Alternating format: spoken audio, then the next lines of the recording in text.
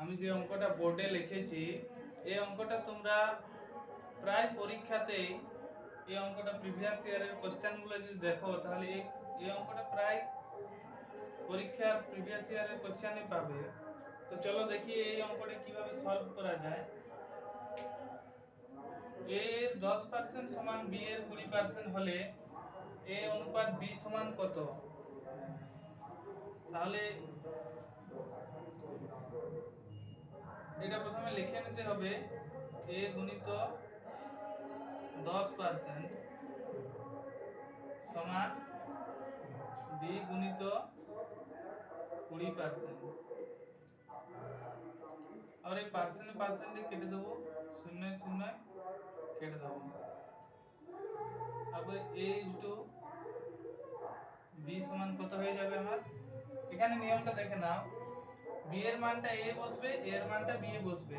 তাহলে এখানে কি হয়ে যাবে, b এর মানটা a বসছে, তাহলে a এর মান হয়ে যাবে 2 আর b এর মান হয়ে যাবে 1। তাহলে 2 অনুপাত 1 এর উত্তর। একই অঙ্ক 2 এরটাও আছে, a এর 7 পূর্ণ 1 এর 5% সমান b এর 8 পূর্ণ 2 এর 5% হলে a অনুপাত b সমান কত? একই রকম লিখে নেব, 1 a গুণিত, এটা অনুপাতটা একবারে আমি ভেঙে করে দিচ্ছি। 7 5 35 আর 1 36, 36 এর 5 সমান 8 5 40 আর 2 42, 42 এর 5 আর bটা গুণিত আছে এখানে।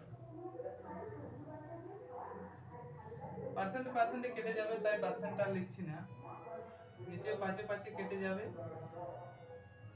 এখানে 6 6 36, 6 7 42। তাহলে a অনুপাত b সমান কত হবে?